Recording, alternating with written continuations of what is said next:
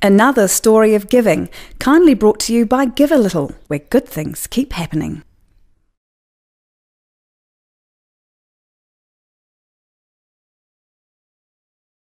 What is GVN and how did it come to be?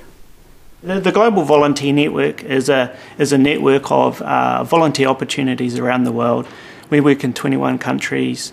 We have about 27 different opportunities for people to volunteer. These are volunteering opportunities doing working in orphanages, teaching in schools, doing environmental work, health work.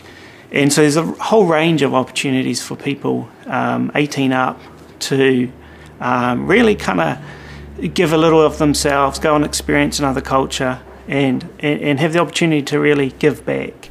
How did GVN get started? When I was in Ghana, I saw schools where, you'd have 100 children, you'd have 3 classrooms and a teacher would go from each class to set the work. And so I thought, well, obviously this generation of kids need an education. If we can arrange for some people to come and help, then at least these guys will get some teaching. And so coming back to New Zealand, worked on the idea of putting together an organisation.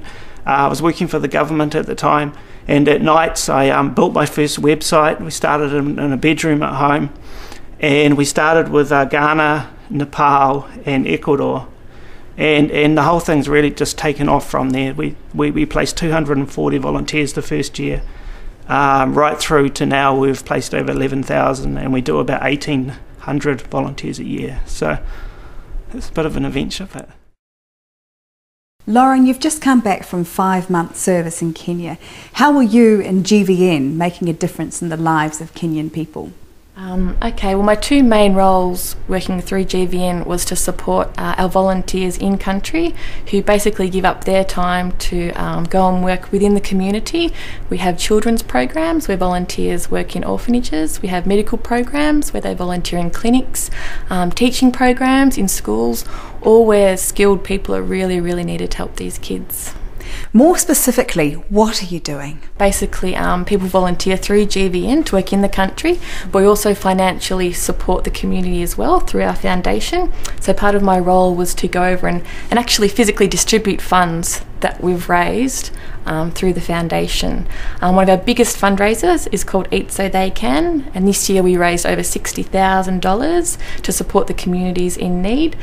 So part of my job, which was an amazing job, was to actually distribute those funds to the different schools and orphanages, giving kids basic needs such as clothing, food, school supplies, medical attention, everything that they're lacking at the moment.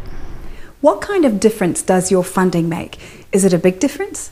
Oh, it makes a huge difference. And I think people don't realise, which is one of the reasons why I've actually developed a DVD to actually show people what a difference and the impact that these funds are making. For example, one school that we went to, the kids were basically sitting on rocks. They don't have any desks, they don't have any materials, they're just learning from a teacher standing up who's volunteering her time to try and give these kids an education. Another orphanage we went to, they were down to just maybe 1.5 sacks of beans, and there's like 200 kids at that orphanage. They really are trying to get by day to day, and these funds are really helping these kids. So what insights did you come away with? So this trip really provided me with an opportunity to actually sit with the kids, talk to them and see the difference that it's making. And I think what I really learnt the most was, like, originally I associated the campaign Eat So They Can with just providing food for kids, to help them live. But after talking to them and getting to know them, like, they really have dreams, these kids, and they're telling me, like, I want to be an accountant, I want to be a pilot, I want to be a lawyer. And we're just doing so much more than providing, a meal a day. We're really helping their dreams come true.